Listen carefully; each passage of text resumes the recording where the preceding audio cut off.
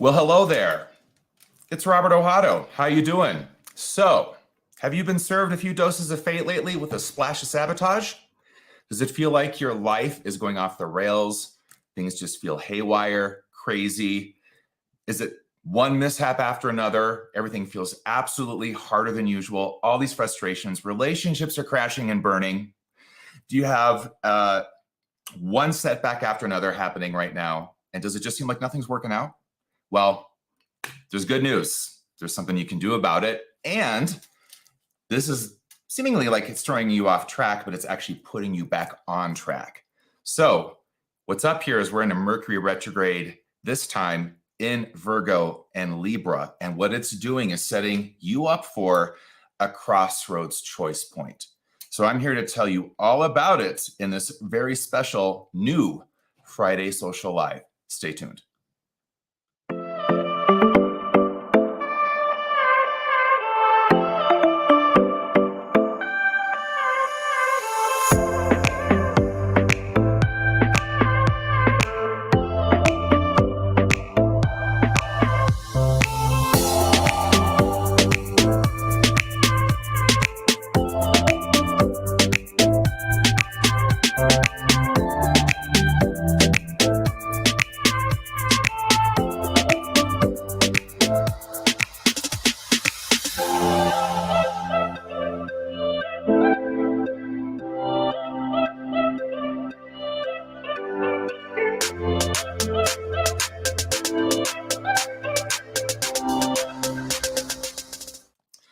Hey there, welcome back. This is my very first Friday Social Live in quite some time. It is really great to be back here with you. I'm super excited. I've got some great insights for you all about this current Mercury retrograde cycle we're in. In fact, today, what is it? It's September 23rd, is the midpoint of this Mercury retrograde in Virgo Libra cycle. Yeah, you heard that right. 2 signs, double trouble. So I'm here to break this down for you, give you the important dates, help you understand how this will affect you, how you can work with it, how it's affecting the world, how to work with that. There's so much here. And not only is this important, but just in a few days from now, we have a new moon in Libra, which reemphasizes a ton of themes, a ton of things that are going on in the cycle that I'm going to also dive into. So I want you to just take a minute right now, and I'm going to guide you through some other things shortly here, but I want you to consider this. The setup for this Mercury retrograde happened quite a while ago. We're well into the midpoint of the cycle now. And the retrograde itself started just a couple weeks ago, but the setup started on August 20th. Now, you may not know this, but there's actually 3 phases to a Mercury retrograde, which I'm going to guide you into. So there's the setup phase. There's the retrograde itself, which has a midpoint in it, and that's today. And then there's the station direct integration phase that happens after the whole retrograde is finished. And sometimes the integration phase is harder for people. So I'm going to guide you in with some dates and stats in all of this and get you in some framework. And I'm telling you, pay attention to these dates because a lot of times it's just like clockwork. When you watch your life, when you watch these things happen, it's just like watching a clock go off. It's crazy. So take a minute and reflect back to August 20th. And I want you just to search your psyche for a minute, your life, scan your life intuitively, symbolically for just a minute. And what I mean by that is to get symbolic means you want to look at themes. You want to look at what things have been happening. And I said at the beginning, mishaps, frustrations, relationship meltdowns, maybe. Challenges just all across the board, frustration, things that just feel really extra hard that normally aren't that hard, that kind of stuff. You want to look at that, but you also want to go a level beneath that or above it, however you want to look at this. And you want to consider the theme involved. So if you have had a theme, for example, of relationship dynamics really getting challenging, blow-ups, miscommunications, but really it's like, if you got really truthful about it, it's stuff that's always been kind of problematic, but it's finally coming to a head. Or if you found that you hit a wall somewhere or something just fell out, go deeper and go, what's the theme here? And then to get into that theme it takes to do that, you got to get a little archetypal. You have to go into yourself and go, okay, what in me is meeting this theme or triggered by this theme? So if you find that it's this rejection, abandonment wound that's coming up for you, or this triggering around perfectionism or control, now you're onto something. So just take a minute, and I'm going to guide you. I got you for a lot of guidance here, but I'm going to guide you into some stuff here. But for now, scan back, go back, and just feel through and see what pops up in your psyche. Don't analyze too much. Just see what comes to you as you kind of ask the question, what's been going on since August 20th? That's thematic.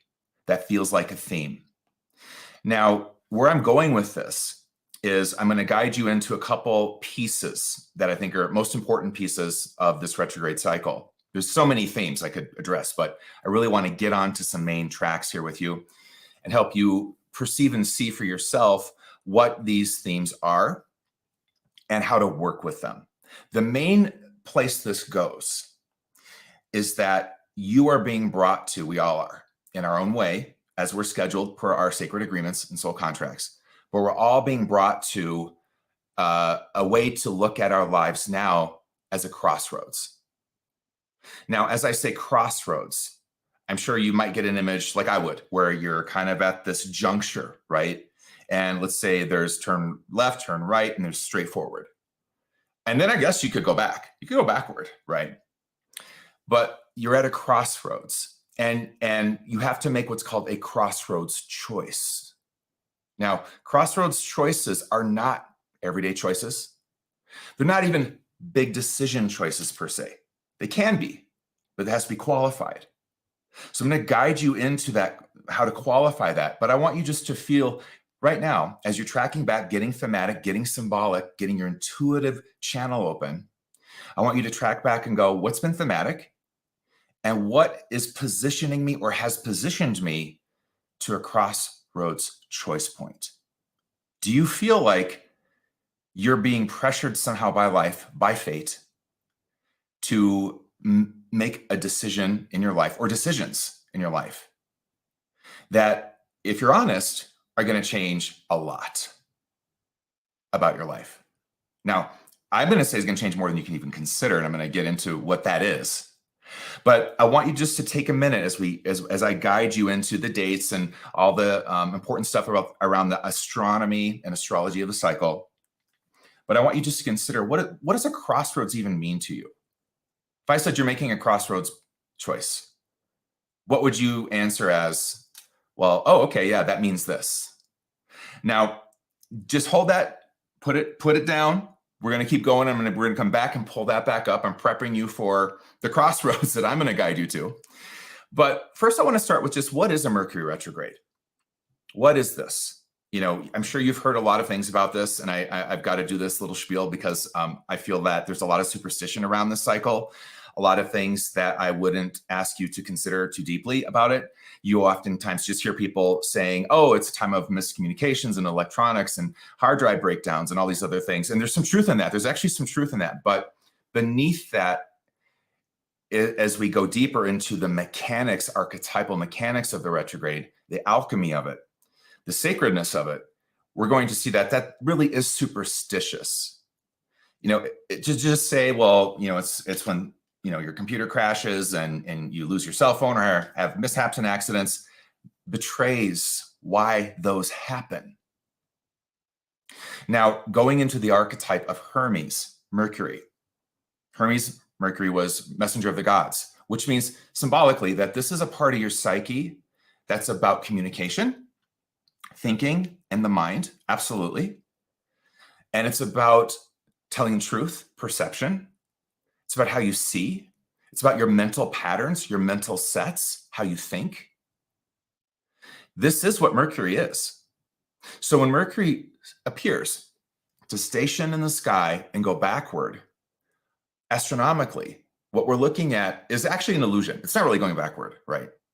I don't know if you knew that. The planets do not go backward. But because it is a synchronistic force, Mercury retrograde, it means something when it's starting to appear to go backward. And what it means is this is a time always with Mercury retrogrades in which you're being called life and the psyche of life and the psyche of Earth, this matrix that we live in. is being called to reassess some arena. Now, what's the driver of the reassessment? This is where we leave superstition behind and we go into alchemy. We go into the mechanics of holism, because that is the driver of any planetary cycle, holism. So what Hermes is saying and doing, a couple things. One, there's other planetary cycles right now that are in motion. Let me just run through a few of them. And a lot of these planets are retrograde, by the way. There's a ton of planets retrograde. We're going to look at this later. But we've got Neptune in Pisces. We have got Pluto in Capricorn. We've got Saturn in Aquarius. We have got Chiron in Aries, Eris in Aries, Jupiter retrograde in Aries. So coming back to Hermes, Mercury, as messenger of the gods, that's also added in here, that when Mercury goes retrograde, there's a message from the holism of the matrix of life that's trying to get through on behalf of holism. Let me say it another way. There's messages in your life that are trying to come into your conscious awareness that you normally would not allow in, maybe because you don't have the esteem to hear it. You don't have the clarity to follow its instruction. You don't have the empowerment to follow its instruction. Who knows? You just don't like it. It could be, pick your reasons. Maybe, and you're just maybe unconscious. Because every Mercury retrograde is about what's unconscious in you. That's why they're kind of tough. As you probably already know, making something that's unconscious conscious is like giving birth, right? Lots of labor pains and things, gestation, and finally it comes out, and then you know what it is. Mercury retrogrades are that moment of when something in you, in your own sacred agreement, soul contract, in your own destiny, is trying to become conscious in you on behalf of the holism of your potential that you maybe wouldn't otherwise want to hear, could hear, or include in your reality. It's a reset, a reorganization, a disintegration, reintegration of how you think about something. Now, this time we got two signs. So we've got Libran themes and Virgo themes, but more importantly, we've got the transitional development that happens between Virgo and Libra at play. So every sign in astrology follows the other in a sequence, very intelligent, organic sequence. And all the signs represent the 12 biopsychic mystical stages of human development and evolution on this planet. So there's a psychic and psychological and mystical level of development between Virgo and Libra. Now, when it's retrograding back from Libra to Virgo, which is what it's doing, and then today at the midpoint, it's gone into Virgo. So the rest of the retrograde's Virgo. We've been in Libra up until now. Now I'm going to explain what all of this means and have you look at your life and map this. But my point is, this is about the evolutionary conversation that Virgo and Libra hold with each other. And it's about parts of both signs, but it's about the transition from one to the other. Now we're regressing back from Libra to Virgo.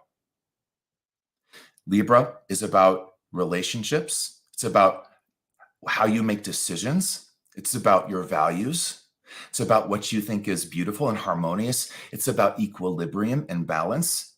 But what's the main metric of equilibrium and balance? Holism. So every time we have a Mercury retrograde, it's like the holism of life goes, whoa, whoa, whoa, whoa. Full stop. We've got to take a minute, a time out, and rethink everything in this zone of the archetypal signs or sign that the retrograde's happening, Libra, Virgo this time, on behalf of the greater cycles. And now let's get on with it. Let's get on with how do you now recalibrate your life? How do you redo, in this case, your relationship magnetics? Do you even know how those work? It's not just like attracting like, by the way. Opposites attract. There's repulsion in attraction magnetics. We repel things as much as we draw them in. How does that happen? Well, this retrograde is going to say it's not through the mind. So every time we have a Mercury retrograde, There's this challenge in our culture, in us, to have to look at the false authority and power we've given to the human mind and taken from the soul to do that. So, little sidebar there. We're going to follow that thread in a minute. Now, I want you to consider Mercury retrograde from this point of view. It's about becoming conscious of something unconscious that you need to be conscious of to honor your holism and your destiny now. That we all do, because this isn't just me having a Mercury retrograde or you, it's the world, it's your country. And one of the ways you can start to really identify themes, if you're having trouble with, I'm not really sure if I'm getting the themes right here, look to what's happening in politics, in the world, and you'll start to get a sense of what the themes might be for you. The macro can mirror the micro. Now, what happens when we don't really want to listen to Hermes and the message or messages is we activate the trickster archetype. And this is where you do hear, okay, I'm not listening and life is what? Yeah, crashing my computer. Life is what? Blowing up some situation or having some event happen that's, tying up my energy and tying up my focus. Yeah, absolutely. It's the trickster saying, okay, you don't want to listen directly to the truth. Well, I'm going to trick you into it by a little sabotage here. I'll slow your ass up, get your ego in the back seat, your wounded ego mind that thinks it's all powerful. Get to the back. You can come back up here later and co-pilot. Maybe, but no, we're full stop. All right. You know what help? You know what slow you down? Yeah. Hard drive crash. That sounds great.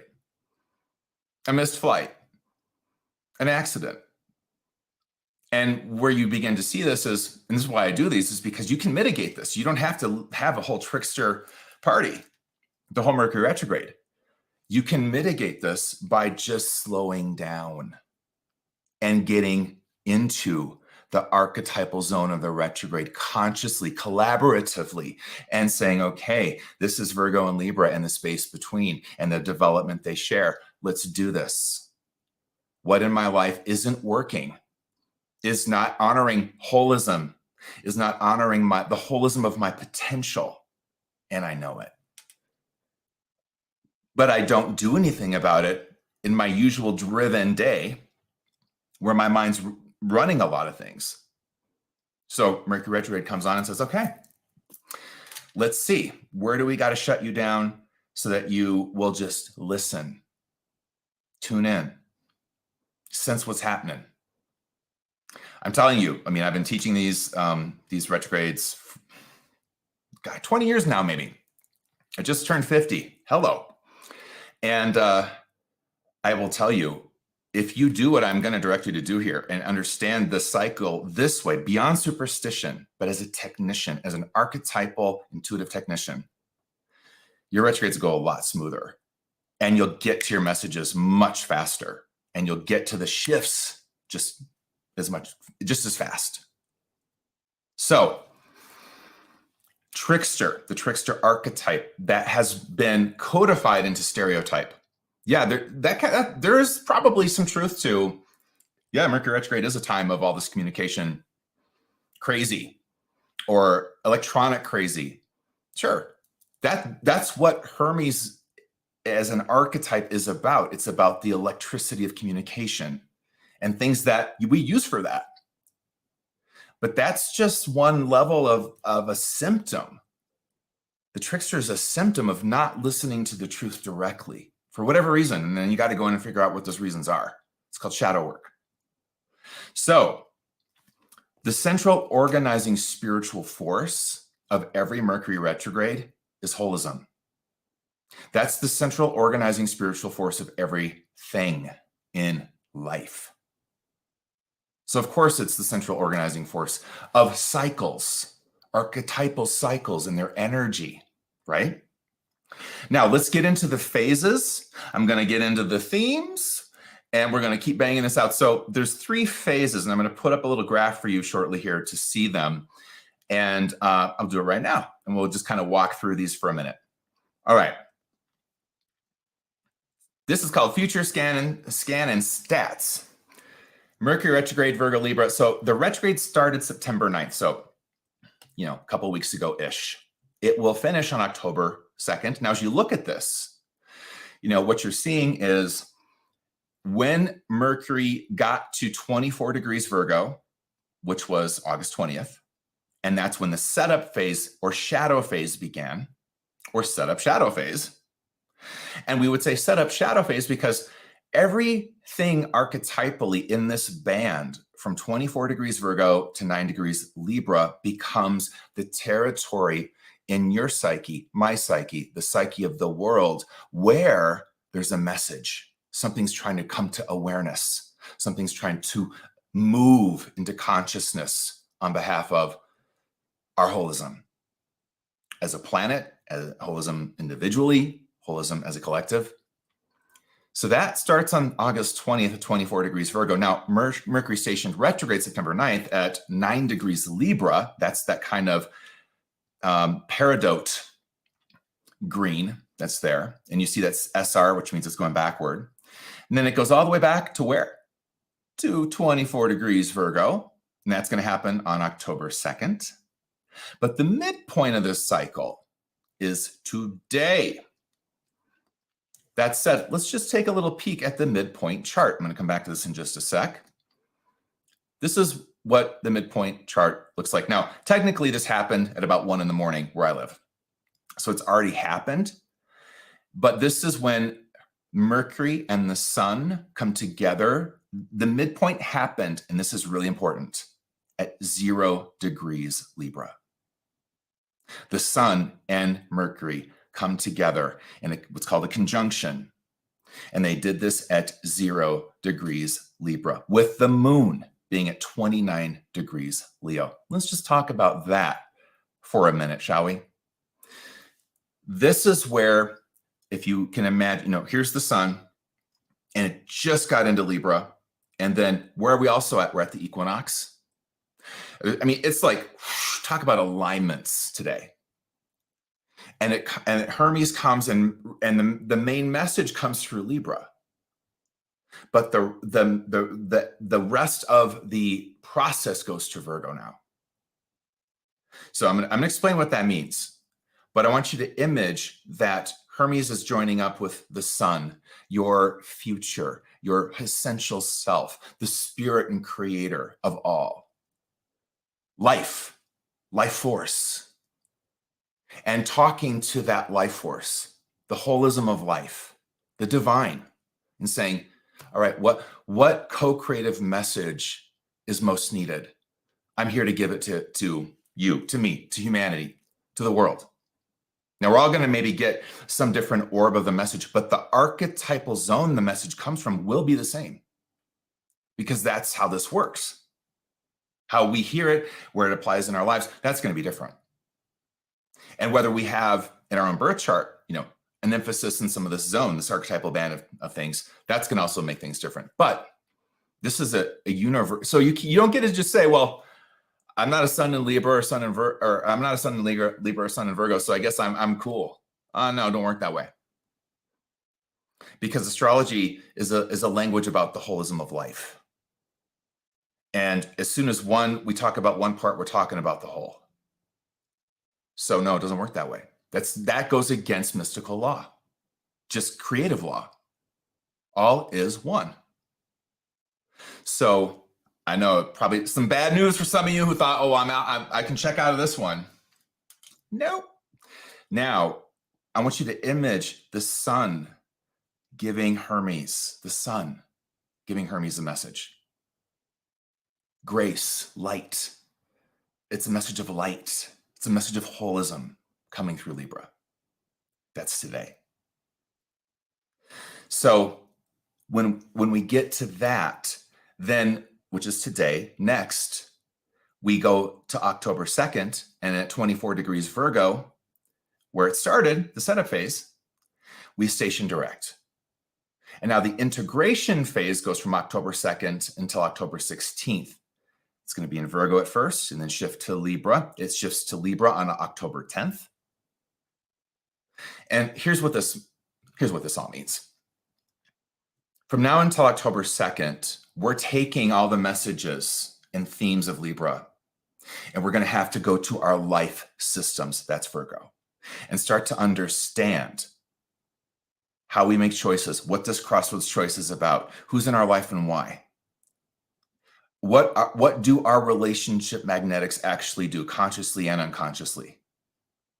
And how does that betray or serve our holism? And what new choices must we make? How do we make those? These are Libran dilemmas. But what Virgo says is, I need you to come over here and understand that your choices come out of life systems in you. You are a system of choice, a system of choice. Do you understand the different various parts of you as a system that actually make your choices? Create your karma, create your life. Do you understand what a system is? Virgo's about systems. So what will happen from here until October 2nd is you're going to be apprised of where things come from systematically in your life. Now, let's just take a minute and look at the world for a minute. If you went to what's happening in the world and said, okay, now, next until October 2nd, we're going to be looking at the systems that generate war, the systems that generate corrupt politics and politicians, the systems that generate toxic political tribalism, the systems that generate, you feel me? Now go to your own life. The systems that generate, and fill in your blank. I'm going to help you. But here's where we are. This is kind of what's going on here. Now, I'm going to go forward with this. And I first want to mention that I have, I think you might know, maybe you don't, but I have a membership on my website called the Your Intuitive Edge Premium Membership. And this here is brought to you by, this is the sponsor of this Friday Social Life. And just in case you are, wanting to join, we are opening up doors in 2 months. It only opens once a year. But what I do in this membership is I go through every Mercury retrograde in massive depth. We already did this in my membership 2 weeks ago. And I'm not going to get into the depth we did there. I'm pulling some threads out, but I just wanted to give you a little taste of something you might want to check out when we actually open the doors and maybe join so that you can stay in the deeper loops of this kind of material. It's one of the things. I'll be telling you more about it. By the way, this is the beginning of a series of Friday Social Lives all fall. So I'm super excited to be back. And I had this last summer, quite a few family emergencies, life-death situations. My dog died. So I haven't been available to do these for a while. Plus, I did have a membership to run and other things to do. I'm not someone that can, especially with that deeper kind of stuff, just show up and act like I don't have hell going on or really challenging things going on. That's just not in my authenticity to do that. So that's why you haven't heard from me for a while, but I'm really happy to be back. I've really missed connecting with all of you. So that said, keep your eye out for the membership opening. I'll tell you more later about that. Not today, but just later on. And this is brought to you by the Your Intuitive Edge Premium Membership. Now, this is a little sample of what we just did 2 weeks ago. So let's lean into next what I mean by Crossroads Choice and what that means as far as Libra is concerned. Now, Libra as an archetype, and you may have heard the stereotypes about Libra that go something like this. They're indecisive. They can't make decisions. That's actually bullshit. It's just a stereotype, but stereotypes come from something usually real. In the Libran energy and archetype, and remember your sun sign, so if you're a sun in Libra, if you were born like September 23rd to October 22nd, somewhere in there, you would be a sun in Libra. The sun sign is not what you innately are. There's a lot of astrological material that says that it's not true. The sun sign is what you were born to become more of. It's the primary pattern that coordinates your destiny and development. Now, it's not the only pattern involved because you've got all these other things in your chart, but the sun sign is not innately what you are. So a lot of times you'll hear people debunk astrology because they'll be like, I'm sun in Cancer and I'm, I just love home and I'm homey and I'm real emotional. And no, I'm not. And they're not. They're on a path to find and develop emotional muscles. That's their destiny this lifetime. The sun is about destiny. It's about what you're born to become. So Libra as a pattern of becoming is meant to learn, yes, how to make really, let's say, connecting choices. But the challenge becomes, well, how do you actually make a choice? So just think about this for a minute. See what comes up for you. As I ask you, how do you make decisions? What in you makes the decision? If I ask you, hey, how do you make choices? If you have a choice to make, how do you do it? And I want you just to notice, I'm going to front load a little because I have to thread this, and keep moving. I want you to consider in your answer to that question, how much would you say that your mind is part of how you make choices? So if I said, how do you arrive at choices? And then you said, well, I make, pros and cons columns. I analyze and think about it a lot. I write about it. Or I just make it, or hey, maybe I just flip a coin. Yeah, do you? But generally speaking, how do you arrive at the choices you make? What in you generates choice? Decisions. How do you do that? Now, there's many decisions that we're making every day with our subconscious mind. And we want it that way because it takes away the load of energy from the mind if the subconscious can run a lot of stuff. So you get up, maybe you have routines, you brush your teeth, you wash your face. You're not really making decisions consciously. This is called a habit. It's called a pattern, right? And those are sometimes and often wonderful. You're just kind of going through, now I make my coffee, now I'm going to sit down, check my email. There's a set kind of habit pattern of how you move through your day, but you're making decisions. These are decisions. They're decisions that the subconscious has taken over. Now, similarly, there's also other decisions that the subconscious has also taken over that are not serving you. So when you, let's say, go out to date, if you're single, and maybe you're not single. It's all sorts of things going on these days. But let's say you go out to date and you then start deciding, maybe you're on an app like Tinder, swipe right, swipe left. What's swiping right or left? What's deciding? I'd like to match with that person, but not that person.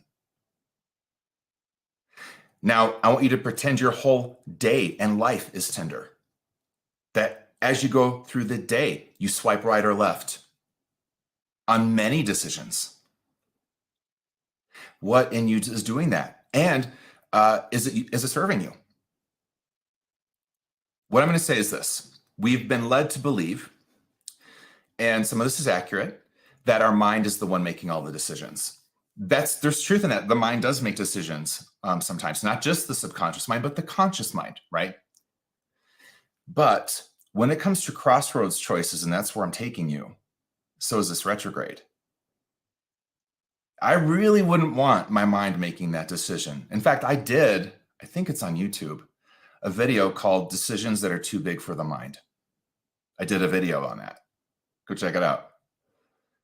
So what decisions are too big for your mind? And why are they too big for the mind? Why can't the mind handle all the decisions? There's been this misperception, and it's born out of a very mentalized culture. We're a very mentalized culture, the West. And we think in the logos of the West that the mind is everything. And in doing that, we have relegated the soul to the backseat of how we make decisions. So what's the difference between the soul making a decision and your subconscious mind or the conscious mind? Do you feel that in you? As I say that, can you feel and locate in you This is what it felt like when my soul made a decision. This is what it felt like when my subconscious made a decision. This is what it felt like when my conscious mind made a decision. Do you have any anchor or mooring in those components of choice in you? And you may not, that's fine. I'm pinging you to allow yourself an exploration around how you choose. Because that's part of what this Mercury retrograde is after. Hey, you think the mind has got it down when it comes to choice. And I'm Mercury, Hermes, going retrograde in Libra, Virgo. I'm going to tell you what, it ain't. And where you think it is, well, now I'm going to show you, you know what makes your decisions? Your patterns do. And your patterns, what do? They also pattern your mind. So it's not change your thoughts, change your life. It's change your patterns, change your life. Because archetypes and patterns generate mental sets. Your thoughts don't generate an archetype. The archetype generates the thoughts. So when you get archetypal in you, and you're like, you know who swipes right or left, Robert? My unrequited lover. My invisible wounded child that's looking for a parent. I'm actually looking for mommy or daddy in this matching.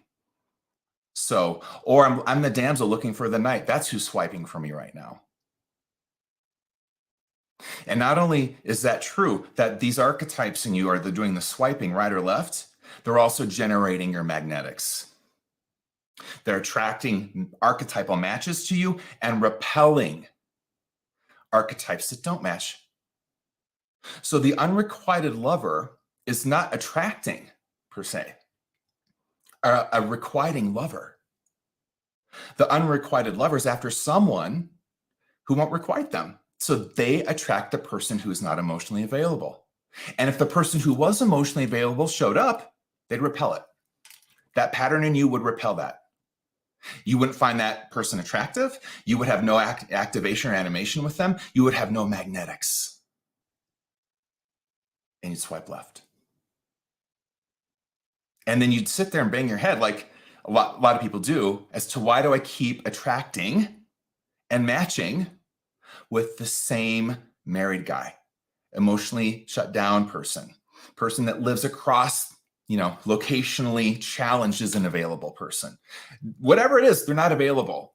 And that's what I'm attracted to. You know why? Because this pattern of the unrequited lover in me manages my emotional risk. And there's no risk in someone not available. So that's what I'm going after. Because if they were available and I risked real connection, then I also risk real abandonment. And I don't know how to live with that. It almost did me in as a kid. So I adapted the unrequited lover. And that's how I'm going to go about making decisions when it comes to romance. Now, that's one model that you can take into every archetype in you. And this retrograde saying, yeah, do that. And I'm going to show you exactly where I want you to do that. And I want you to understand yourself as an archetypal system that is generating choices, and your soul is not able to rise in and say, whoa, something new comes from something new. So I've got to make a different new choice if I want something new, consciously. I love you, subconscious mind. Thank you. You're badass. You help me on the daily. But this is a crossroads choice point. And you know what a crossroads choice point is? It's a choice point where the decision you make takes you out of a loop. That's a crossroads choice. It takes you out of a loop, a pattern, a way you've been co-creating your life. That's why they're massive. Because they basically end one-dimensional experience of co-creation and learning and launch you into another with new magnetics, new matches, new potential opens, as does more choices. So, crossroads choices, that's what they are. You come to a point where you know, if I choose this new path, then wow, I can't play the same role in my marriage. I might have to actually leave that marriage. I can't play the same role in my family. I might have to have a different way to relate to my family and take a break from them until I figure out how to relate to them. I'm going to have to, I don't know, maybe, leave the current career trajectory I've been on, shift what I've been studying. I got into this path of study because I thought I needed to be a lawyer to be enough. And now I realize I don't even have the lawyer archetype. What am I doing? And I'm at a crossroads. Choose the chef, not the lawyer. Crap. How do I do that? What's my family going to say? And if you want to know, am I at a crossroads choice? I just gave you the coordinates. I just gave you the metrics. If you're at a choice that's going to take you out of a loop and deactivate an archetype in you and launch you into the unknown, you're at a crossroads choice. Now, we oftentimes think, well, I got a big decision to make. Big decisions aren't always crossroads choices. They can be. But buying a house, is that a crossroads choice? Probably not. You can bring your same patterns right into that house and recreate them all in that structure. Relocating, is that a crossroads choice? It could be, but it doesn't mean it is, because wherever you go, there you are. And if you move there and just replicate the same patterns and your magnetics do the same attracting and matching, it's just a new environment, but the same reality. But if you say, like someone who's getting sober, I got to move out of this place where I have associations that are wired to my addiction and matches that are wired to my addict. So I've got to go cross country and live somewhere different. And I need that new environment reset to support that. That's a crossroads choice. Because you're going there to shift into a new dimension of self, of potential. Your mystic is choosing that and leaving the addict in this location. So take everything I just said and apply it to you. And this is how you do it for a retrograde. You're going to look at the themes and go, what has been guiding me to this choice point? What kind of choice point is this? And what in me chooses? How do I make a choice? How do I locate what in me makes choices? Go to your archetypes. Now, how do you make choices? If you say, well, I make them with my mind, that's a problem here, because crossroads choices cannot be made with the mind. They can be executed with the mind, but they're not made with the mind. There's a difference. And I promise you, you've already made a choice with your soul in this life. I promise you, you have. The choices that we've had to make that maybe to everyone else seemed crazy, but we just knew it was the right choice for us. We just did. Well, what knew that? What knew that? How'd you know? This summer I had to make a choice to put my dog down, which was a crossroads choice in some ways, but my soul made that decision. Because if I'd gone to my mind, I would have done everything to keep him alive. But I had to take a step back and let this decide. And then I knew without a doubt the right choice to make, the true choice. Maybe that's a better way to say it, because right and wrong, there's really no wrong choices. We always learn either way, but there's the true choice for you, the optimal choice for you, the one that honors your holism the most, the one that honors your potential the most. Not perfectly. We don't have perfect choices in this life. They don't exist. We have optimal ones. So let's look at this from the point of view of Virgo for a sec. That's very Libra. And when you're working with the archetype of Libra, Libra is about, I've got to figure out this thing called choice, this power of choice. So when they say Libra is carrying indecisive, They're learning the power of choice and taking their time to understand how to make a choice. That's what the pattern's about. Now, I could give you a little quick in here on choice, and that's to say, and we could look to Libra being ruled by Venus, which is about values and value and esteem, and say, okay, maybe one of the ways that we can get to choice, true choices, optimal choices a little faster is just by knowing our values. And values can be a verb. What I valued when I was 20 isn't what I value now that I'm 50. Even though our culture wants us to Botox our values, we don't have to. They're meant to evolve. You're meant to, like a fine wine, get a little wiser, a little more fruity, a little more floral. And then your values kind of change. And you make different what? Decisions. Why? Because of those values. Now, if we look to where we are when it comes to values and choice and culture, especially in this age of the internet, which is a factor to bring in here, it's a mess because people are making decisions that have no anchor in authentic values. And oftentimes you see people saying one thing and saying they value one thing and doing another. And there is a thread in this retrograde that says, clean that up. That's not serving you. That's not, here's a Virgo word, efficient. You're wasting and burning up energy and time. And plus, this is called hypocrisy. When you say you value something and your choices are not in alignment with that, it's called hypocrisy. And you activate the hypocrite archetype.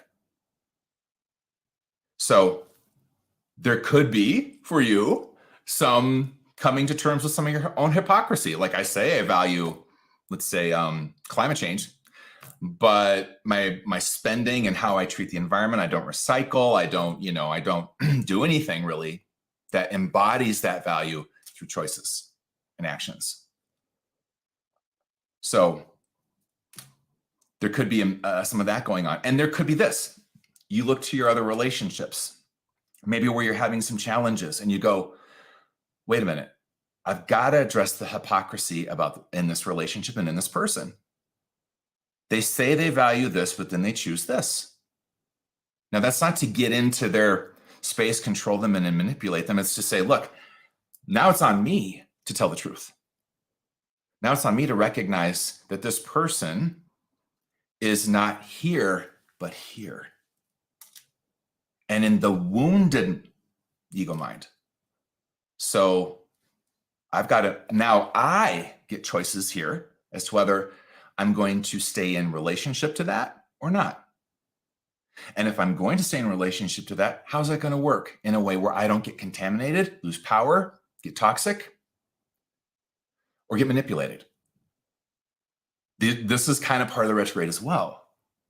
When we talk about relationship magnetics, it's not always that you need to leave relationships per se. Sometimes it's about just a reorientation to them from new power, from new esteem, with new boundaries. And also not being willing to play certain roles anymore. Like, I'll relate to you, sure. You're one of my best friends, but I'm not playing the role I've always played. That's over.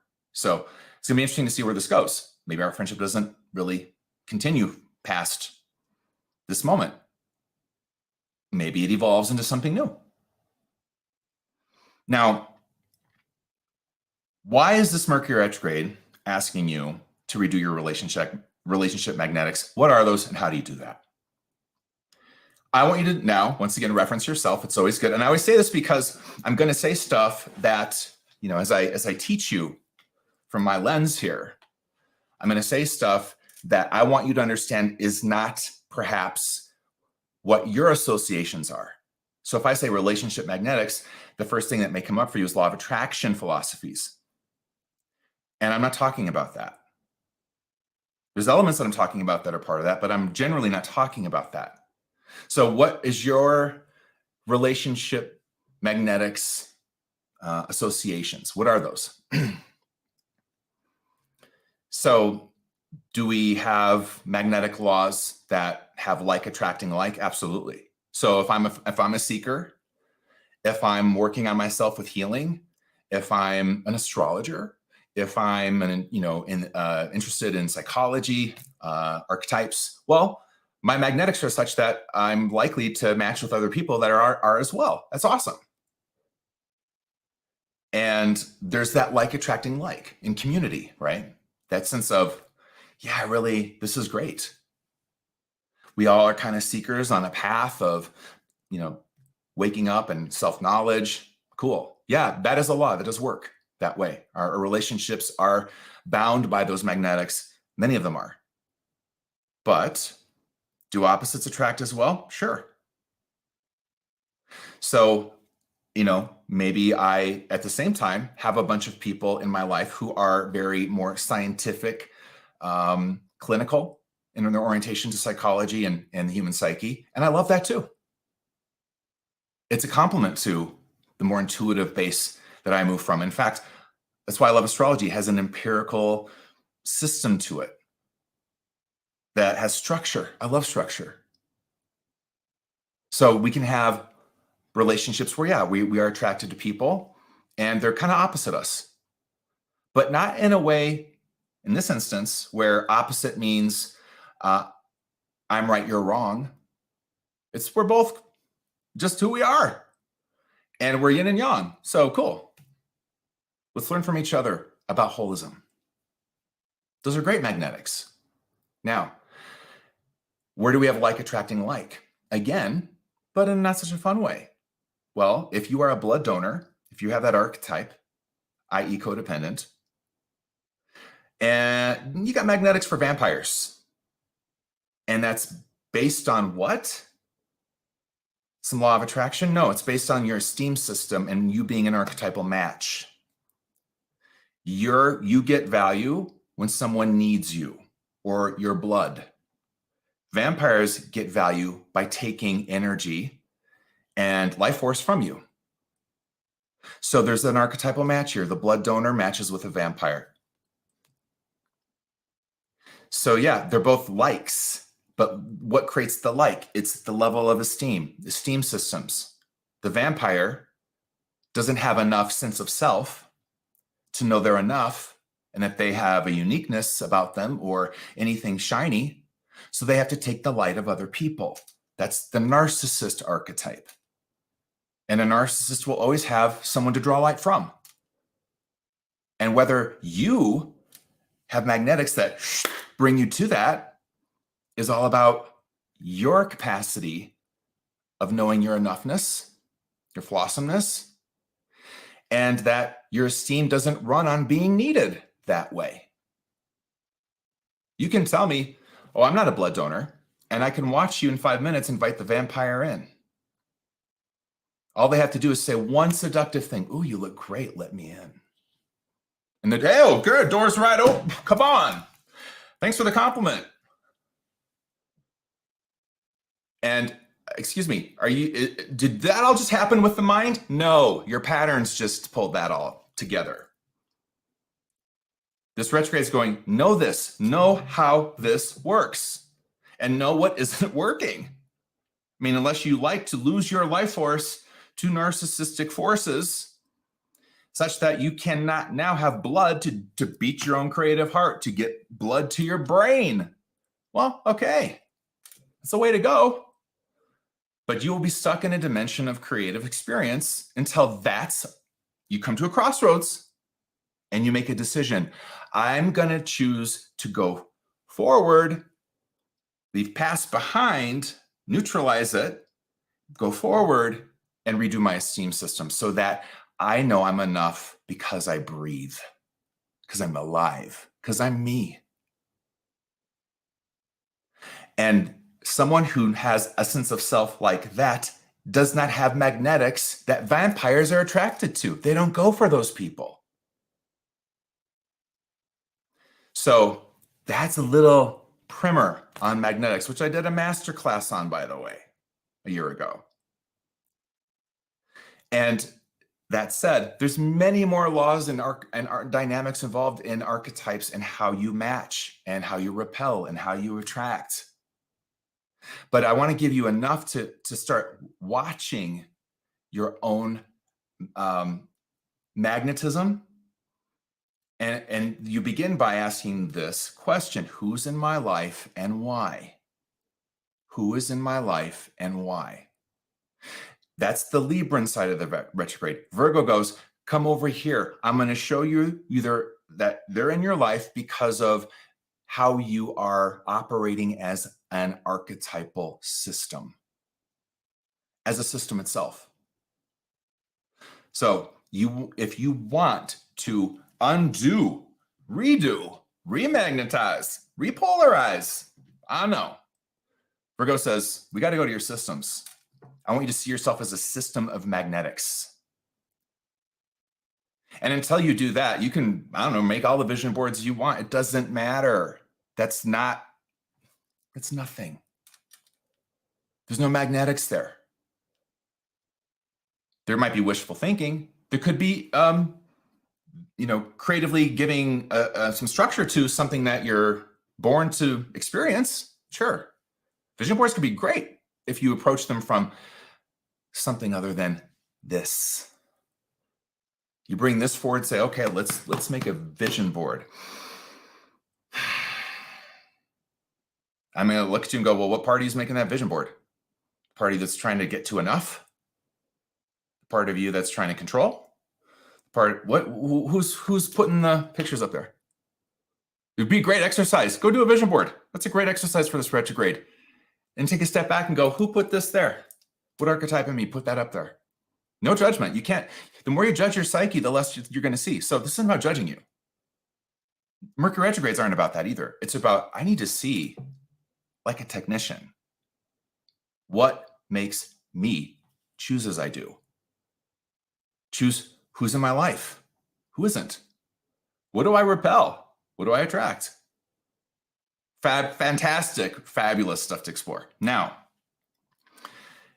when we look at this retrograde, I would say that there's going to be generally certain archetypes sort of in the psychic field that are active. So I'm going to just kind of riff around here for a minute, and I'm hitting me some coffee. This is social life. So while I'm doing this, I'm going to say hi to you. Hello, everybody. How are you guys and gals and people? Leute, Menschen, mon peuple. Okay. Vicky, thank you very much for a great magnetics teaching. Any questions? Let's do a little impromptu Q&A right here while we got a few minutes. Hallo, Leute. Okay. I'm glad I can see your comments. I love seeing your comments. So if you have any questions, I will bring them up on camera. And so hi, everybody. You're all just saying hi. If you don't, that's cool too. I'm going to just kind of get my coordinates here. We're kind of coming to the end of what I wanted to share with you. And then I want to kind of ground some of this for you in terms of how this might be showing up and then how to look for it. These are concepts that are very active, but also, well, how do you start to recognize this? And then what do you do about it? Like, what do you actually do? While you guys might be thinking questions, how to best ID your archetypes? Okay, that's a great question, Sherry. I will take it right now. Let me just put that up on the screen. So how do you best identify your archetypes? I think I love this question because I've taught a lot on archetypes, and I have developed for myself, as you can already see through some of the teaching here, my own system of how to work with archetypes that came out of all the readings I've done, intuitive readings, and working with tools like astrology, and beginning to see how we do match, how we repel, and these are kind of like truths that can hurt so good once you kind of like take it in and go, oh God, who does my dating? My inner child. Oof. But that's probably not real helpful for a real adult intimacy when your inner child's, swiping left or right or making decisions. But how do you, and if you have a question, recycle it because it's going quick. I might not see it, but how do you best ID your archetypes? The simplest way I can guide you to best ID your archetypes, and let me frame it in the retrograde. Look at your patterns. So this retrograde is going to say, okay, take a minute and look at your patterns and then give them a name. Start there. So if you find yourself, let's let me give you some structure here, some examples of how to do that. If you find yourself constantly people-pleasing, well, that's the people-pleaser archetype. But let me riff on that a little more. Let's say you're people-pleasing, you're over-giving, you're trying to manage the emotional states of other people. Well, this really tracks a lot with the codependent archetype. If you're someone that your emotional state, most notably of balance, your emotional state period is very dependent on whether someone likes you, whether they're happy, how they're, their mood. Well, that's also an orb of the codependent archetype. Now, I'm a fan of specificity. So, codependent to me is a big, more mothership archetype. And then you got kind of things that are kind of under that sort of work as a team for the codependent, like the people pleaser.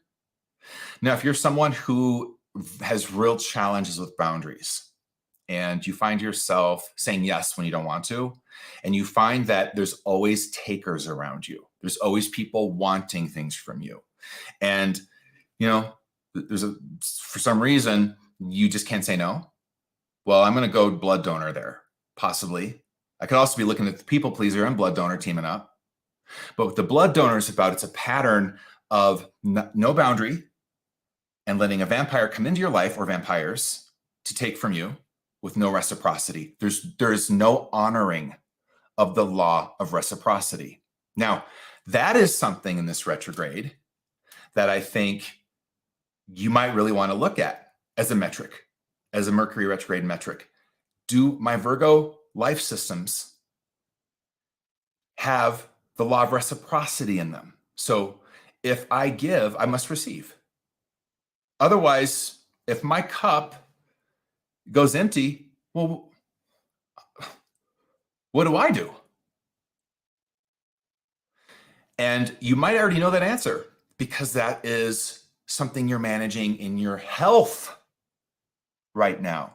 There's another thread in this retrograde with Virgo that deals a lot with health coming up.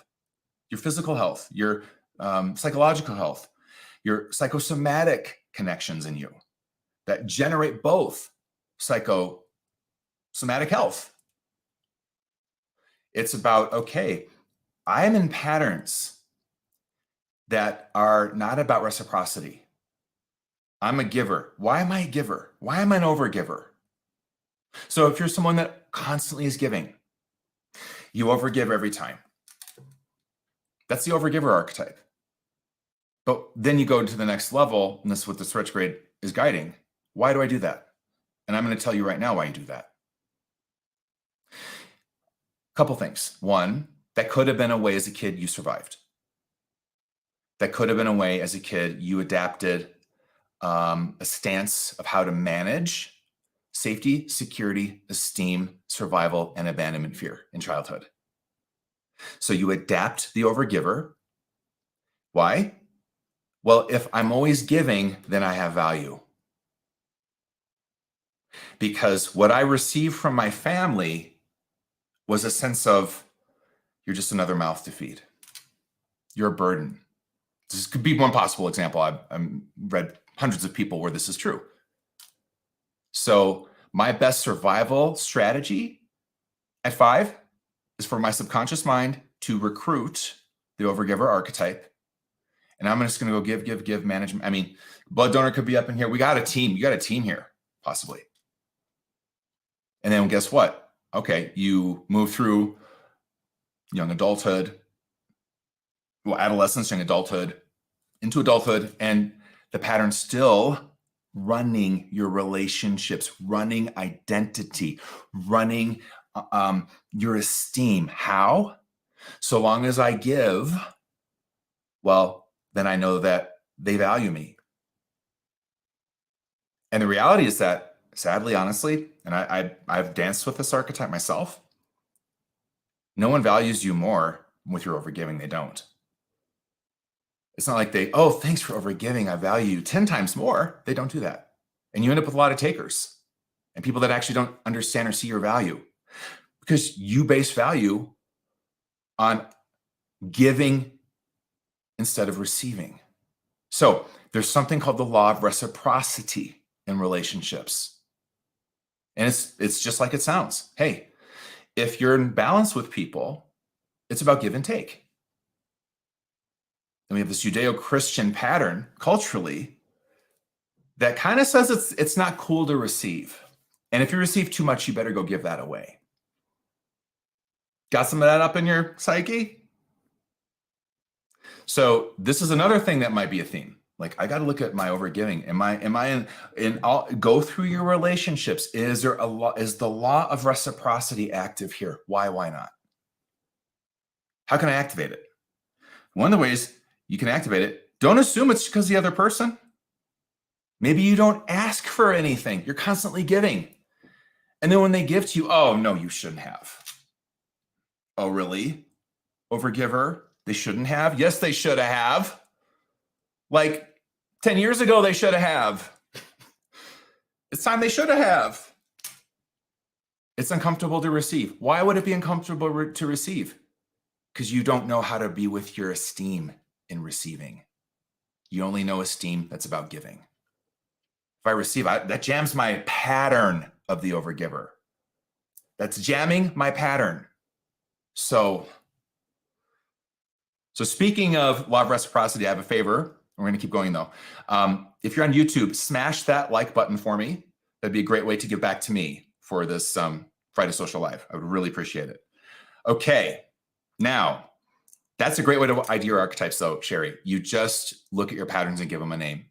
So if I'm acting like a perfectionist and I'm constantly, being very perfectionistic, well, that's a perfectionist archetype. That's a pattern. What does that run on? Well, it's an adaptation, and it's one that's culturally supported that runs on shame. I shouldn't say it runs on shame. It's managing shame. It's managing this sense that if I'm not perfect, I'm screwed. I'll be what? Abandoned, rejected, judged.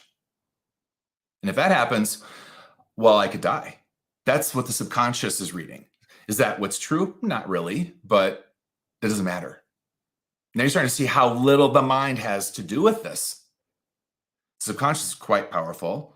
The soul is even more powerful when you get that online. So there's a lot in this retrograde about these elements, like beginning to map and see yourself this way. Okay, so love that question, Sherry. You guys got any more? Let me see here.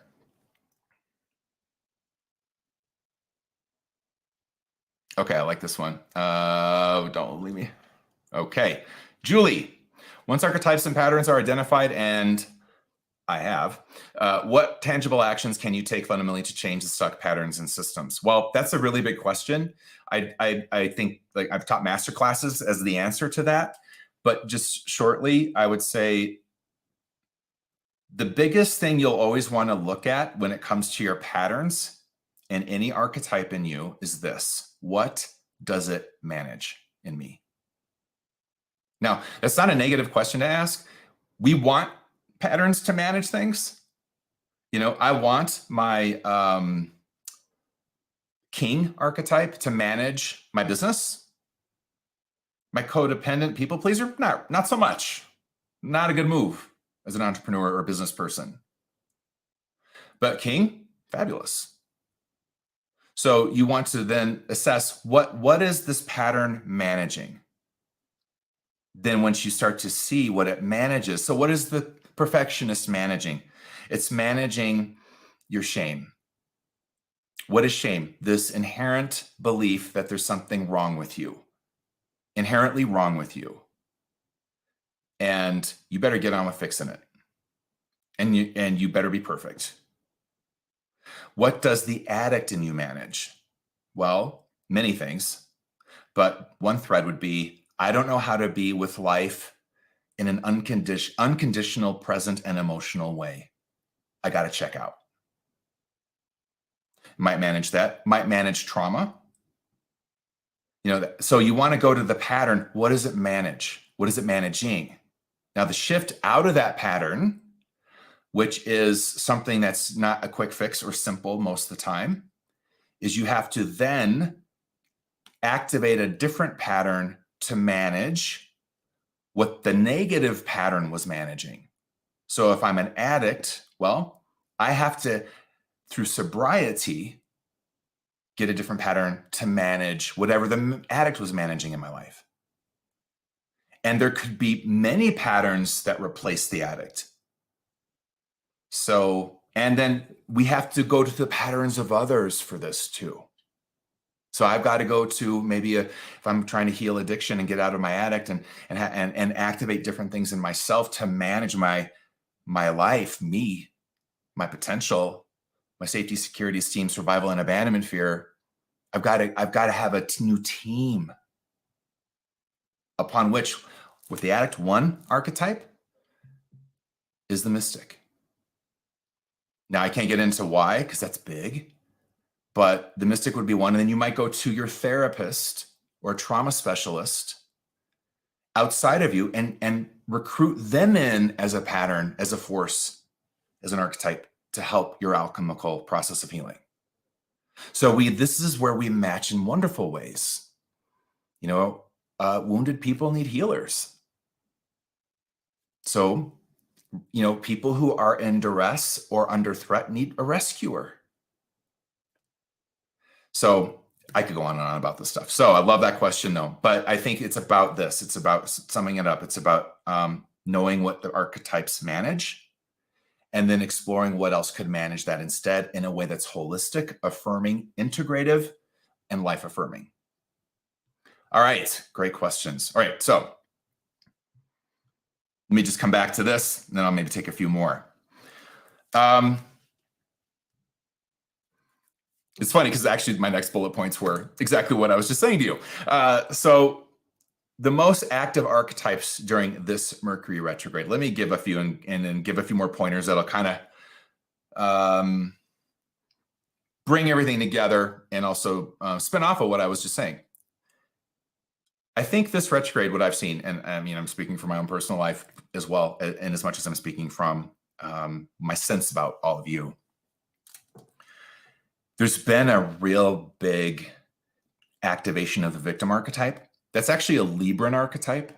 It's a shadow, should I say shadow Libran archetype, the victim archetype. And so let's take a minute with that, because we are a victim, kind of a victim-based culture.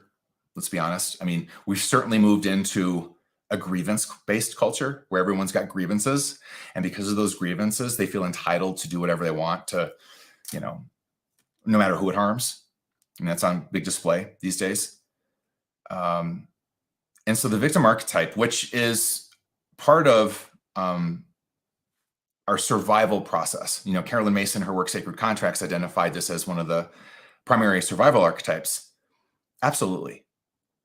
And we need to be on guard when it comes to being victimized. We need to have something in us that advocates for our capacity to survive, right? And that's what the victim in its grace and in its light is about, is I've got to be wary of victimizing experiences. And I'm wary because I've already had some.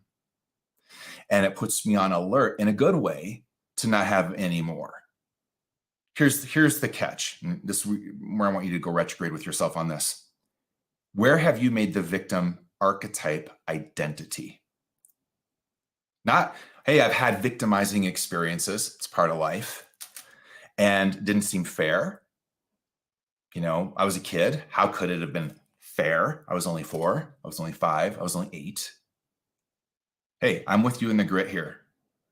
You know, I went through all of that too. So how do we arrive, however, at a place where, yes, we've had victimizing experiences and we'll probably have a few more. It's called being alive. But, and we should care about that. We should advocate for that not to happen. We should fight the good fight. Absolutely. But where do we instead sit there and say, well, that shouldn't have happened. This should have happened. I deserve this. So archetypes have a language. Another way to identify your archetypes is to notice the language. That's the language of the victim. So in Libra, because the pattern's about equilibrium, justice, and balance in part, there's a part of the pattern that's about that. There's also this sense of, well, what isn't balanced? What isn't, quote unquote, fair? And so, but when we go rise up to the level of soul contracts or sacred sight and look at life, there really isn't any fair or unfair, not at a mystical level. That doesn't exist there. Now, in our human lives, does it? Yes. And should it? Yeah, I think so.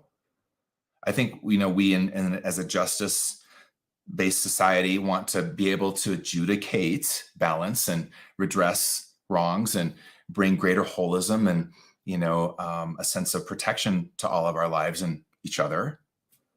Why? Because it honors our own individual holism. If you've been victimized, someone's ruptured your holism. They've violated your holism. But where's your power? If you lean into making that experience your identity, what do you think your magnetics do next?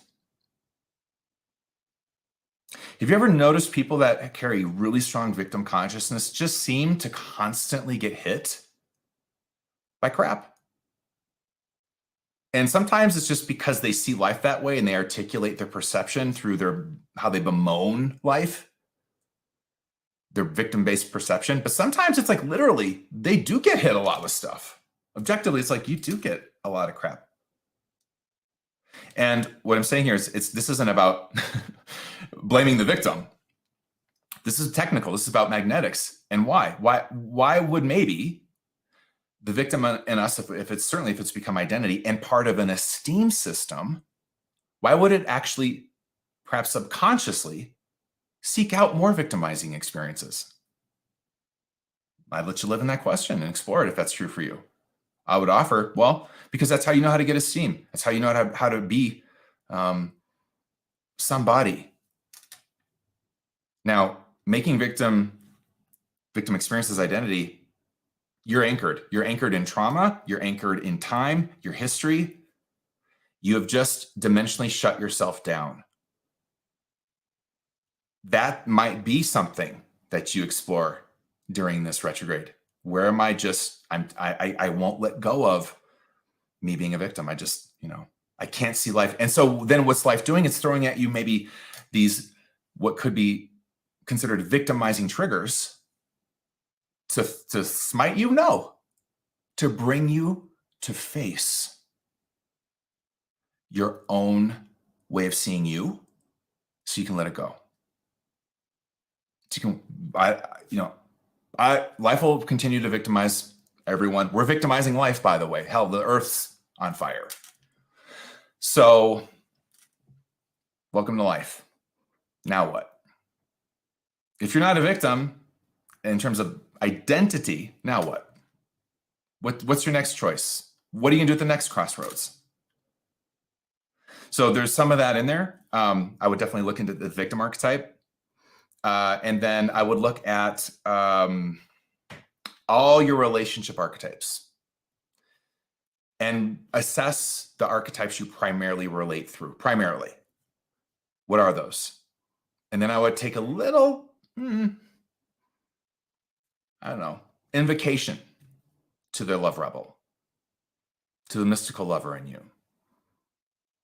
So those are big archetypes. Briefly, the love rebel is about being able to be here in relationship to people and at the same time recognize the needs of your holism, the holism of life and its needs, and whether people that you're relating to recognize it as well. And if they don't, being willing to fight the good fight, being willing to rebel. But the source of rebellion isn't hate or the other side or all the crap we see in the polarization of life now. You're not in harmony with holism and truth. And so with all love in my heart, I'm staging a rebellion. And while I fight you, it's not because I hate you. You're part of it all too. We're all part of holism. But rather, it's because you're not awake enough to honor the holism. So I got to wake you up. And that's what this rebellion's about. And in waking you up, I release your oppression of me, because we rebel against an oppressor. And then after that, we start the revolution. So I think that would be something I would look to, like, where do you need to have just a little bit of rebellion, a reformation? Mercury retrogrades are about disintegration, disorganization, just letting a whole system collapse. Not just because we love chaos, but because sometimes the only thing you can change is everything. Sometimes you can change one piece and change the whole. Sometimes you can have a pivot in a relationship and the other person pivots with you. Who knew? And you grow together in a new pattern. That's what a crossroads is saying. Will you turn right, turn left, go forward? Are you just going to stay here? Or are you, worse yet, going to go back and act like you just didn't come into a crossroads? Reverse yourself back and act like you didn't just come into a crossroads. Now, I want to tie this into this new moon that's ahead. So let's look at this chart. So this is coming up in just 2 days. How do you like that?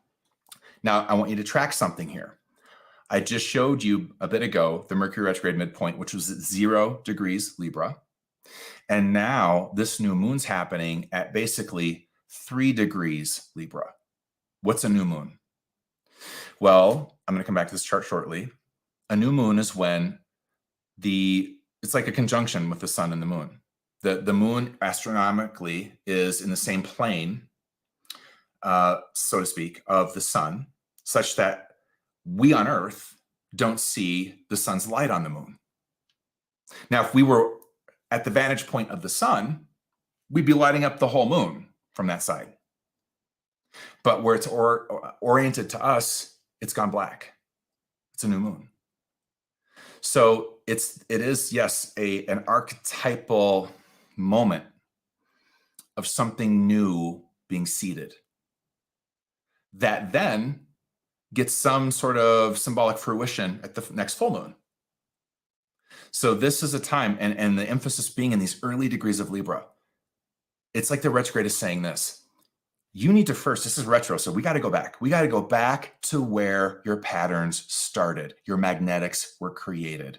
We got to go back. Go back to the beginning. Go from Omega to Alpha. Figure out how you got here. Now, Virgo's saying, oh, I got a way for you to do that. Do a karmic systems autopsy. So track your karma holistically. Maybe you got health issues coming up. There's been a lot of that for people. All right, let's get holistic about it.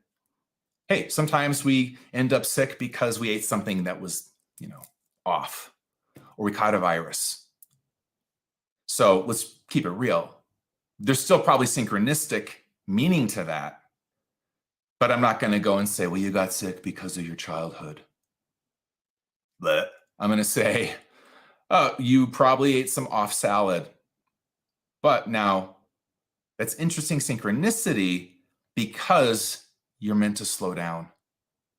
It feels like a little trickster thing. So, okay, let's put that aside. Got sick, whatever. Now why? Why'd you get sick? Why are you meant to slow down? What are you not willing to look at? Because guess what? When we go slow, we see more. It's like slow-mo. That's a retrograde, slow-mo. In our speed, we don't see the same things. And we oftentimes want it that way. Why? Because we know if we go slow, what will happen? We'll end up at a crossroads choice point. If we end up at a crossroads choice point, we're going to have to make a decision. It's going to change our whole entire life. What does that mean? I'm going into the unknown. And as much as people like to say, well, the unknown is where the magic is, your subconscious system's terrified of it. And you'll do everything to stay away from it. You'll want the unknown on the known's terms, and that's the challenge and problem right there. The unknown has to come through outside of any of the known terms, oftentimes, you want to know what generates a dark night. It's that dynamic right there. You want the unknown on the known of your life's terms. Doesn't often work that way. Sometimes it kind of does, but you know.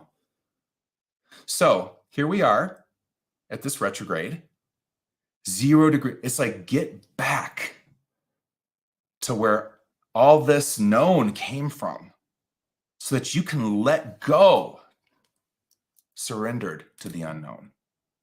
Make the choice that takes you into the unknown. Don't ask for guarantees. Stop. Don't cast another tarot spread. Just move. Start with one new archetype in you. Decide and move. Now, whatever that choice is, it could be relationship based. It could be, for your life, it could be anything. I mean, what choices are banging on your door? But this new moon, let's come back, is saying, all right, it's time. Now, at this point, as of right now, Mercury's in Virgo. So there's a Virgo process now in play.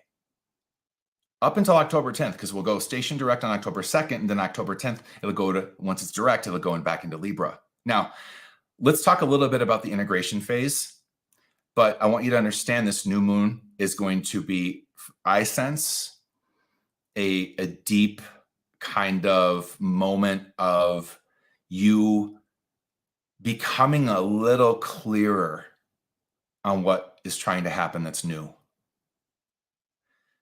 New moons are often about this new seed being planted. And it's being planted in your unconscious, in a sense, in a way, because it's the shadow, it's dark, there's no light in the moon. But it's the new beginning. It's the void. And as the Greeks said, you know, that's where all creation comes from, is this void, which they oftentimes termed as chaos. And in Kabbalah, it's the same idea, that everything starts from a void before it begins to manifest into the tree of life. In most spiritual mapping of these different traditions, you'll see that there's a void. What's a void? Well, everything's been neutralized, you could say. The patterns have stopped. It's nothing, but it's also everything. Every potential's there. So there's a specific potential in this new moon, and it is about the Libran energy of your life, the archetype of Libra in your life, relationships, how you hold yourself in equality with people or don't, how you run your relationships on certain esteem, and whether or not that's nourishing, how that's created certain relationship magnetics, whether or not that's nourishing. I mean, you're tired of kind of always matching with vampires, or always matching with someone who's a wicked queen and critical, or always matching with someone who's trying to control you, or...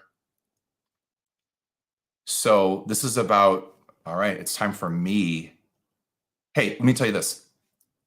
You are solely responsible for your own magnetics. I'm not saying whoever comes into your life is always based on your magnetics. No. But how you relate to you is where your power is. How you do or don't rewire your esteem system. You know, I'm telling you now, you have options to do that. So now it's your responsibility to do that.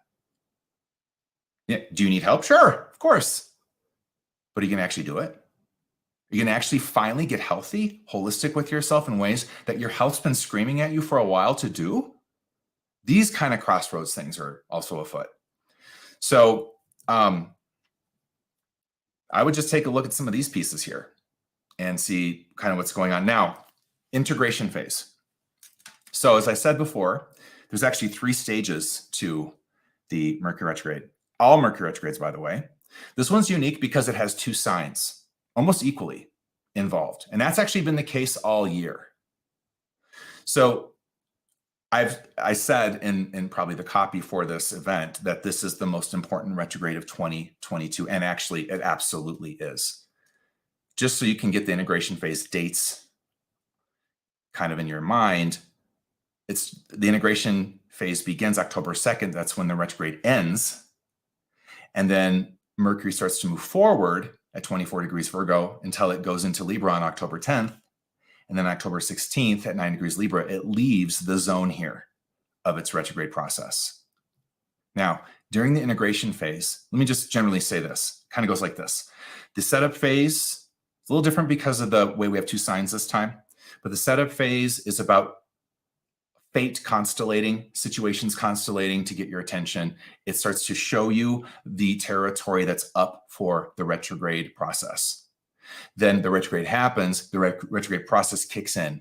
Now, either you're getting the trickster, or you're kind of getting hit with a little trickster and you kind of go, okay, I got to slow down, listen.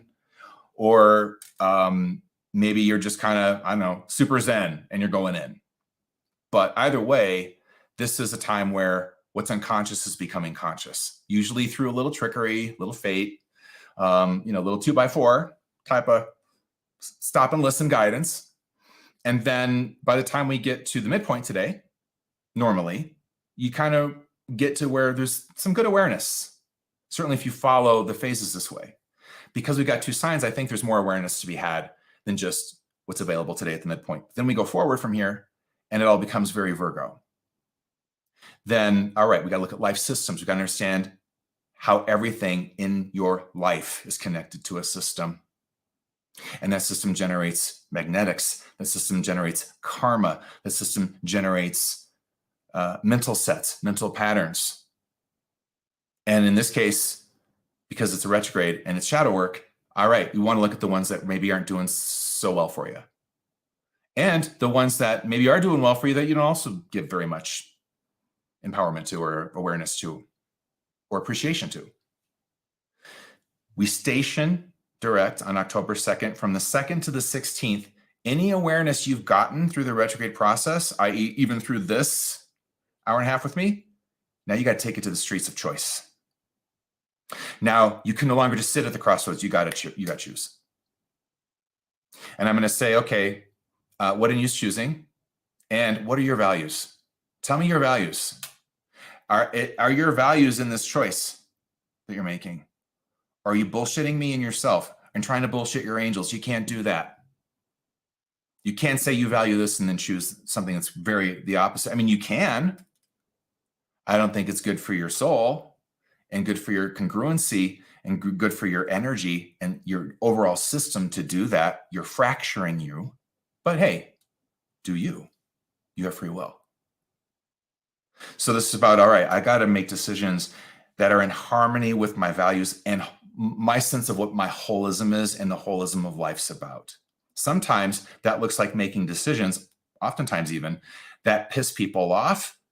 Why? Because now you've decided I'm not willing to be in a certain role with you anymore. So I'm choosing this instead.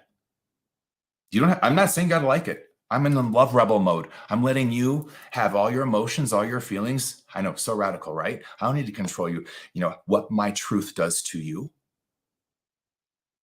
You're entitled to that, by the way, that reaction and whatever my truth does to you. You're entitled to your own experience of me. But it will not anymore detract from my truth, my crossroads choices, and what I know I need to do from here. And in many ways, the decisions I'm making aren't about you. Maybe they are and aren't, but I'm not doing it to smite you or get even. No, this is about holism. So if I stop being your blood donor, one thing I know for sure, you'll find another one. And I'm gonna have to see if I'm okay with that because I got an esteem system set up with you around you taking from me and me being needed.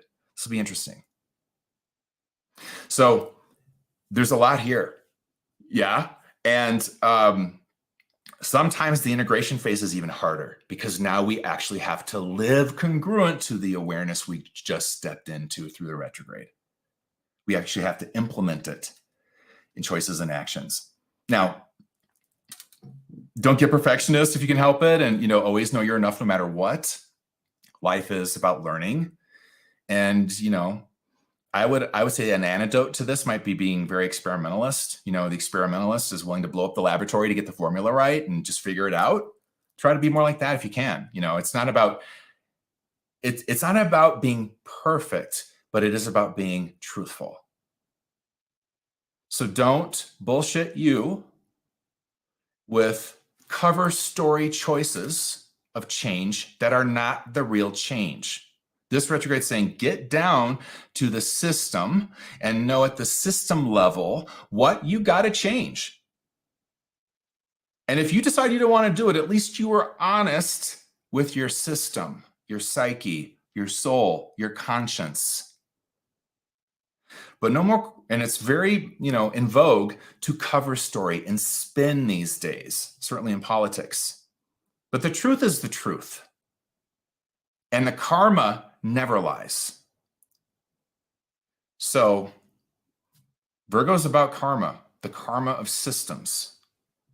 Self-evident stuff. It's an earth sign. It's an earth pattern. And actually what this retrograde might show you is just how you do get in your head instead of staying with what happens is your truth. What happens is your answer. What's in front of you is the read. So there's a sense of pulling into and going, okay, enough. I can't afford the karmic fallout of lying about certain systems in me, systems of relationships, and acting like something is going to change when I am not actually making real moves here archetypally to change anything. I got the cover story Crossroads. The gritty one, I'm like, ugh. So this retrograde will show you, whether through, right now or through the integration phase, the cover story, that's the mind. And I don't judge it, just get curious, why am I in cover stories? Is this the real change? Is this really going to change anything? I've watched many, coming back to the unrequited lover or just relationship dynamics, people go to the cover story shifts. And no, you've just shape-shifted, that's it. But make no mistake, you're still swiping right for the married person, the person who is just simply not available to you. Oh, they're not married, but oh, they live across the world now. Okay. Really? So you want to really be tracking that in yourself if you want to change. We can decide not to. You kind of can. Your health will take a hit, your psyche will take a hit, you'll time warp yourself, your potential shuts down, your life gets claustrophobic. If you like that, sure, stay where you are. But do you want to look at your saboteurs? A lot of times the trickster will really use those, I think, during retrogrades to get your attention as well. So I'm going to take a couple more questions, see if you guys got any. And let me just tell you, I'm doing social lives every Friday, I think through the rest of the fall. So if you want to know what they are, when they are, they're on Fridays. But the topics and stuff, get on my newsletter. Go to my website, sign up on ohata.com. I think you get a free download with it as well. You're ever not feeling it, just unsubscribe. But you can go there and check that out. And then you'll get an email, hopefully earlier than this week. I just sent it out literally today.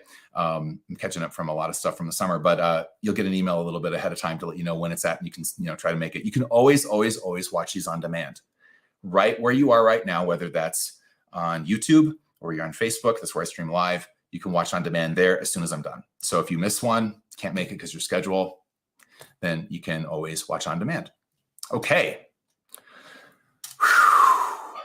It's a retrograde. And let me just, while you're writing any questions here, let me see. Ooh. Okay. God, I could just answer questions all night long. Okay. I'm going to put this one up here because I don't want to lose it. And then I'm just going to keep reading through a few more. Okay. Robert Hayden, please recycle that question. I wish I could put it into a group somehow. Tony Brewer. Oh, sorry, Tony, that's not the question. I missed the question. Oh no. Okay, I'll take this one then. I'll take Robert's. I guess I was meant to do that. Can surrender play a role in a crossroads choice, at least until you have inventory, lay of land allowed? Is that escaping of a crossroads choice?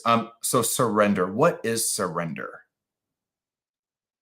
That's an interesting question to ask at a crossroads, especially. let me language it to you from the framework of this live in this retrograde, because there's many, I think, different ways we could talk about surrender. In this instance, I'm going to say this. Surrender is when we, in this instance, because it's Mercury retrograde, realize what we have to surrender is our mind. We have to surrender that we know in our current mental awareness what wants to happen next and what the optimal choice is. We have to surrender the mind. That's the surrender. I'm surrendering this. It doesn't know. And in surrendering the mind, I'm letting something else step forward. Now, we oftentimes portray that as Angel Gabriel coming from the sky and giving us a message, right? Which, hey, if that's how you want to roll, that's cool. I like me some Gabriel. But I want to kind of bring it back to you and say, listen, you surrender your mind so your own soul can talk. So when we say surrender, we're saying, you know what? I'm just not going to use this anymore. I'm going to sit here in silence and stillness, and I'm going to wait until I hear another voice.